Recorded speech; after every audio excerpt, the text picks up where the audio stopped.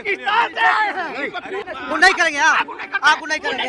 चुप रहिए, गुंडा आप गुंडा हैं, आप गुंडा हैं, आप गुंडा हैं। क्या नौका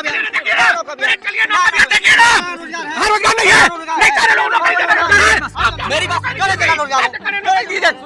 अयोध्या में कांसेकों के ऊपर गोली चलाने वाले समाजवादी क्या बताएंगे जिन्होंने करोड़ों हिंदुओं को गोली मरवाने का काम किया। कुंभ चल रहा है, इसमें कितना रोजगार सृजन हुआ। एक यादव जी दतवन बेच रहे थे, रोज 20,000 रुपए कमा रहे हैं। ये दतवन बेचने को रोजगार मानते हैं, ठेला चलाने को, भजिया बेचने को रोजगार मानते हैं। ये अपने बच्चे को ओम बिरला के जैसे जिनकी बेटी बिना पढ़े लिखे IAS हो गई, ये IAS का बेटा IAS और मंत्री का बेटा मंत्री हो जा रहा है। और ये कह रहे हैं कि दतवन बेचना रोजगार है। और क्या नाम लिया यादव जी का। इन्होंने दतवन बेचने के बाद पे बात किया, लेकिन इन्होंने ये नहीं बताया कि कुंभ के मेले में कितने लोग दब के मर गए। वो चमार थे, धोबी थे, पासी थे, ब्राह्मण थे, ठाकुर थे, वैश्य थे, शूद्र थे, कौन थे वो लोग, उसकी लिस्ट ये नहीं बताते हैं। ये धोखेबाज लोग हैं, ये लाशों पे राजनीति करने वाले लोग हैं। कुंभ में इन लोगों ने जनता को खा गए, मरे हजारों हजार। भगदड़ इनके समय नहीं हुआ था क्या? कितने कलेक्टर हो सकते हैं देश में, बताइए आप जरा। ये पता करें कि देश के 99% कलेक्टर और DM के पोस्टों पे और सारे विभागों के प्रमुख पोस्टों पे किस जाति के लोग बैठे। रोजगार को लेकर क्या कहेंगे? जिस तरीके से जैसे तमाम लोग ये घेरते रहते हैं सरकार को कि रोजगार नहीं सरकार दे पा रही है, बजट में आपको लग रहा है रोजगार पे ज्यादा फोकस किया गया? पिछली सरकार का जो सगुफा है, रोजगार का मतलब सरकारी नौकरी होता है। अभी आपको कुंभ चल रहा है, इसमें कितना रोजगार सृजन हुआ होगा? बहुत रोजगार है, मतलब स्वरोजगार की बात अगर किया जाए। एक यादव जी दतवन बेच रहे हैं, देख रहे हैं ना। हाँ। एक तो एकदम लाइव हो गए हैं, दतवन बेच के रोज 20,000 रुपया कमा रहे थे। तो रोजगार अरे हम झूठ बोल रहे हैं या टीवी झूठ बोल रही है? दतवन तो दतवन बेचना रोजगार नहीं है क्या? हाँ, आप रोजगार सरकारी लोग सब कलेक्टर ही हो जाएगा क्या? कितने कलेक्टर दतवन बेचना रोजगार कितने कलेक्टर हो सकते हैं देश में, बताइए आप जरा। कितने कमिश्नर हो सकते हैं? और भाई साहब अभी भाई साहब जो कह रहे थे कि भाजपा में मंडल अध्यक्ष सब परिवार, हमारे यहाँ परिवारवाद नहीं है। इतना ध्यान समाजवादी पार्टी अपने ऊपर रखी होती तो सरकार से बाहर नहीं होती। हाँ, अपने पार्टी के विषय में सोचे कि उनके यहाँ कौन मंडल अध्यक्ष बन रहा है, कौन अध्यक्ष। अगला आप बताएंगे, ये बताएंगे अगला अध्यक्ष अखिलेश यादव परिवार का होगा कि बाहर का होगा समाजवादी पार्टी का? ये पूछ रहे हैं अगला अध्यक्ष अखिलेश यादव के परिवार का होगा कि नहीं होगा। साथ में ये भी कि रोजगार के दृष्टिकोण, रुक जाए सुन लीजिए, महाकुंभ में जो दातून बेच रहे हैं लोग वो भी पैसे कमा रहे हैं, तो रोजगार जो है वो सरकारी नौकरी ही नहीं है। आप सुनिएगा, बहुत अच्छा इन्होंने कि रोजगार बना, इन्होंने का कलेक्टर नहीं है। ये पता करें कि देश के 99% कलेक्टर और DM के पोस्टों पे और सारे विभागों के प्रमुख पोस्टों पे किस जाति के लोग बैठे हैं। आप बताइए कि सचिवालय में सबसे सचिव किस जाति के बैठे हुए हैं। आप पता कराइए कि सारे प्रोफेसर, असिस्टेंट प्रोफेसर। रुक जाइए, पहले जवाब सुनिए, आपका जवाब सुनिए।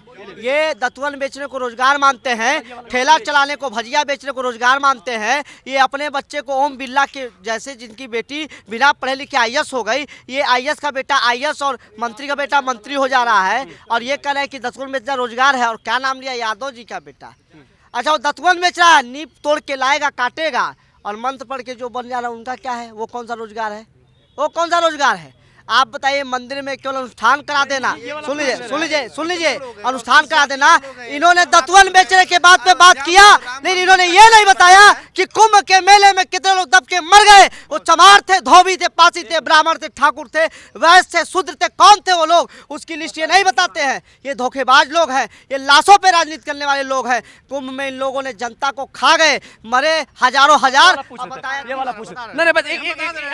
इनसे सवाल पूछे, जैसे ये कह रहे हैं कि जो बड़े पोस्टों पे लोग बैठे हैं उनकी जाति क्या है?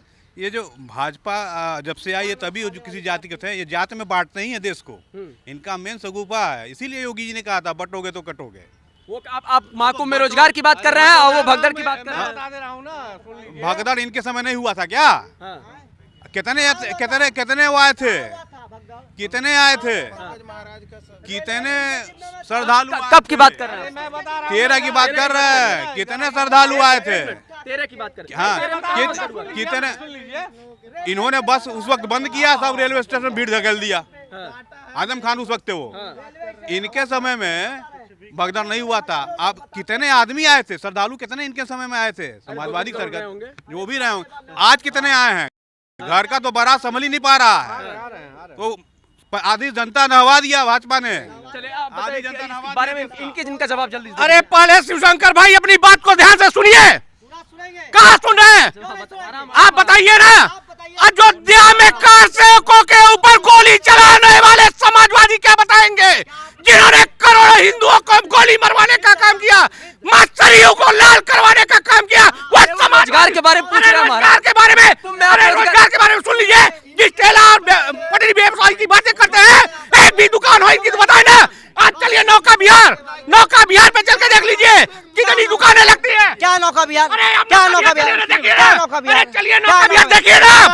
हाँ रोजगार नहीं है, नहीं सारे लोग नौकरी देते हैं। मेरी बात क्यों नहीं देना रोजगार? नौकरी दीजिए। सुनिए बताएं, मैं बात रोजगार पे- अरे जब सरकार बनी रोजगार है, ठेला रोजगार है, आलू सजा रोजगार है, अरे आप बताइए ना। आलू रोजगार सब्जी है। मंडी के व्यापारी नहीं नौकरी करते हैं। अब आपको नहीं दिखाई देगा, असल में आप परिवारवादी पार्टी के हैं ना। हाँ, आप परिवारवादी के, पार्टी के आप हैं। आप परिवारवादी हमारे पार्टी वहाँ के, कोई निश्चित आप नहीं है। जातिवादी आप हैं। आप जातिवादी आप जातिवादी बात करते हैं। ठीक है ठीक है। कौन रोका हुआ है? मजदूर का बेटा कलेक्टर भी बनता है, रिक्शा वाले का लड़का जो है वो जज भी बनता है। कौन रोका हुआ है? ये देखिए, ये कह रहा मजदूर का बेटा कलेक्टर भी बनता, तो इनकी बात भी तो सही है ना। किसके दम पे बनता है? अगर हम पढ़ाई के दम पे बदल रहे हैं। अम्बेडकर का संविधान नहीं होता तो मजदूर का बेटा मजदूर बनता। कहाँ नहीं मान रहा है? ये कौन नहीं मान रहा ये अम्बेडकर कह रहा है का कि संविधान? दातुन बेचना, तो कौन नहीं दातुन मान रहा बेचा रोजगार है। आप किसी पढ़े लिखे से पूछिए कि दातुन बेचा रोजगार है। अगर वो व्यक्ति शिक्षा में नहीं आ पाया, नहीं, देश का संविधान बोलिए ना। आप गलत चीज, देश का संविधान ना, हाँ, देश का संविधान, ठीक। देश का करता है। आप इसे बोलिए ना। आप सुनिए, रोजगार का मतलब क्या है? सरकार की एक व्यवस्था है, सरकार की। चुप रहिए, हल्का रहे आप। मीडिया खड़काएंगे आप, मीडिया खड़काएंगे आप, गुंडे करेंगे आप गुंडे करेंगे। चुप रहिए, गुंडे आप, गुंडे हैं आप, गुंडे हैं आप, गुंडे हैं। हाथ नीचे करके बात कीजिए, गुंडे आप लोग हैं। मैं कह रहा हूँ सरकार की एक व्यवस्था होती है कि बच्चा BA BSc BCom करके MA में काम करके BTech MTech करके BEd करके BDC करके एक सिस्टम आता है, व्यवस्था है जिसमें उसको नौकरी मिलती है, या सरकारी मिले या तो प्राइवेट भी रोजगार होता है, ठीक है। लेकिन जो ये बार बार कहते थे, एक बार मोदी जी ने कहा था कि पकौड़ा बेचना, ये करना, वो रोजगार है। मैं पूछता हूँ कि एक दिहाड़ी मजदूरी देख लीजिए, और इन्होंने कहा दतुअन कुंभ में बेचने के लिए, या तो झोला बेच रहा होगा, कोई फूल माला बेच रहा होगा, कोई साड़ी साया बेच रहा होगा, कुछ भी बेच रहा होगा। क्या उस रोजगार की किस श्रेणी में आती है? वो मजदूरी की श्रेणी में आती है, जिसको दैनिक मजदूरी कहते हैं। श्रम विभाग के बाइलाज।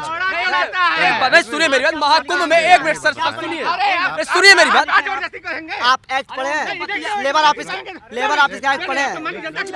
आप लेबर उनसे ही पूछ रहे, सुनिए सर, सुनिए इस पे बस इस उनको हमको बताइए, हमको सुनिए झूठ में आप कर रहे हैं ना। सुनिए मैं ये कह रहा हूँ, सुनिए मजदूरी क्या होती है और रोजगार क्या होता है? आप 3 साल पूछे, दैनिक मजदूरी और श्रमिक किसको बोलते हैं? आपकी समस्या है। इस पे बोलिए, सुनिए मेरी बोल ही नहीं रहे भाई। मैं सवाल पूछ रहा हूँ। आप उल्टा बोलने चले महाकुंभ में एक मिनट क्योंकि इस देश का हित आप लोग नहीं चाहते। इन रोजगार RSS के होके आपको रोजगार से मतलब मेरी बात सुनिए। पाकिस्तान से आए हैं। मुख्यमंत्री का आज का वक्तव्य है संसद में कि वो प्राइवेट को भी रेगुलेटरी में ला रहे हैं, 15 से 16 हजार रुपए। बस ठीक है, ये बताइए,